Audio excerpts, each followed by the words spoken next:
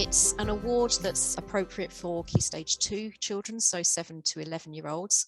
It involves them completing 8 activities that are about an hour long each. And the activities are designed to be easy to resource and easy to deliver.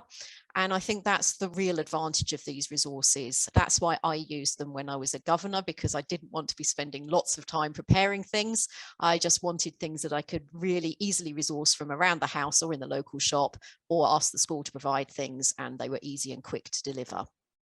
So as part of it, as far as to get the award is concerned, you would need to sign up for an account, which is free to do. And then as the children complete each activity, you can print out a passport for them, as you can see on the right-hand side there.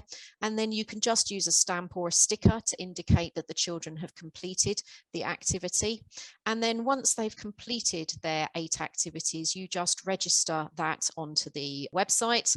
You don't need to provide any evidence of the particular children having completed particular activities or anything like that. In fact, you don't even provide the names of the pupils. You just need to say how many have completed, and there's a survey about the sort of background of your pupils. So it's really easy to complete. It's just about doing those activities. So there's a number of different ways that you can run a CREST award with your school. So it might be that you have a science club that you are running, and you might run it for a period of a term or something like that. And then that would give enough weeks for, even if children miss 1 or 2 of them, they can still complete their 8 activities.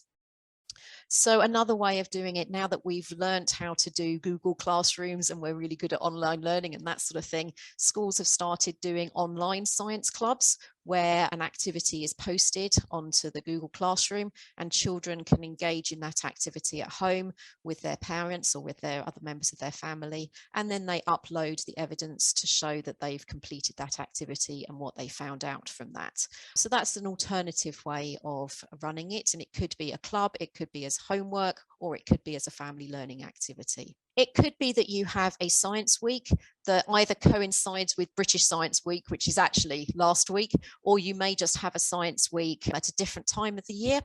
And perhaps through the course of the week, the children across your whole school might engage in 8 activities, and therefore everybody's able to get a CREST award from that science week. Obviously, you really want the pupils to get 1 CREST award. So if you're doing it as like that with the whole school, then you might not want to do it every year. You would spread it out over a number of years. Or finally, it can be that the activities are suitable for teachers to do during lesson times because they fit in with the curriculum.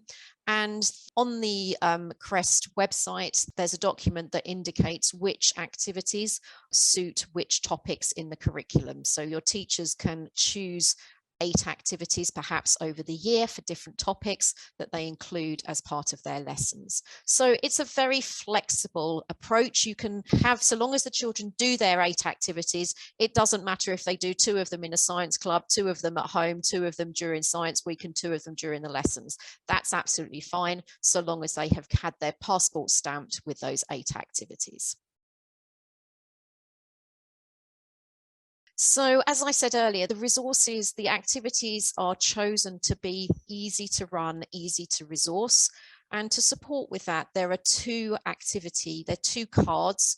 The first one is the organizer's card, and this gives really detailed explanation of what resources would be required, how you actually run the activity, things for you to engage the children in thinking about, or things that you would need to think about prior to doing the activity.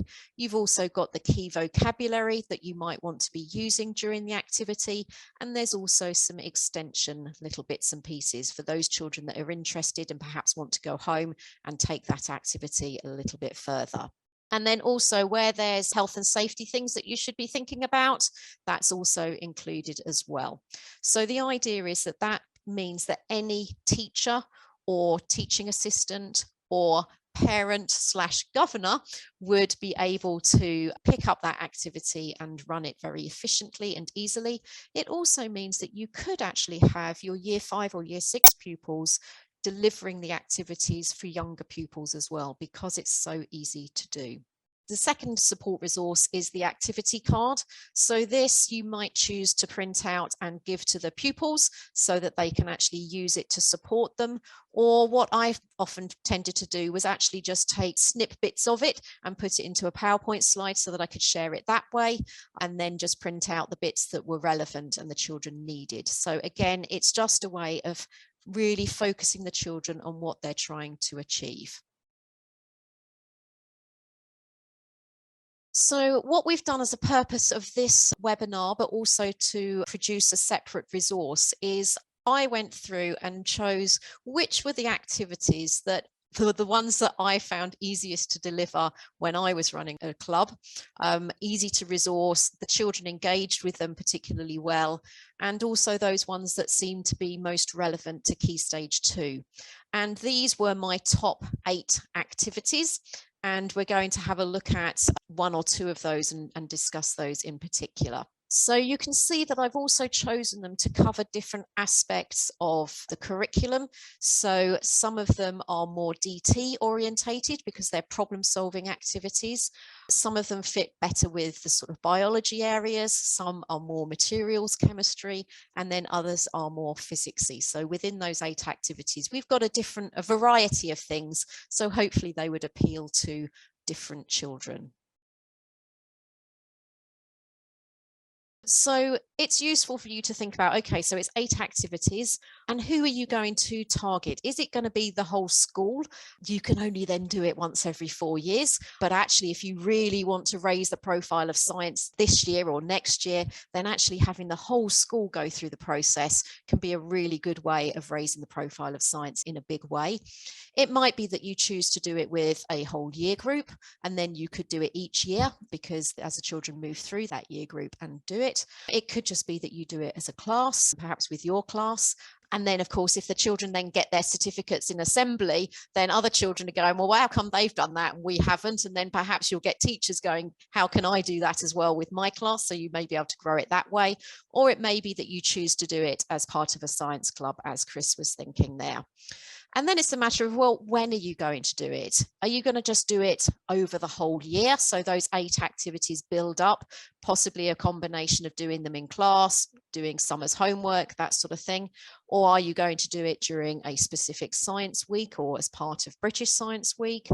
Is it going to be a club that you run for a term, and therefore during that term the children will achieve their award? So it's worth just thinking about how long a period of time are we thinking? Do you want it done and out the way in a short focused session, or are we spreading it over a longer period of time? And then if you are running a club, then thinking about, well, actually, why am I running this club? What's the purpose of my club?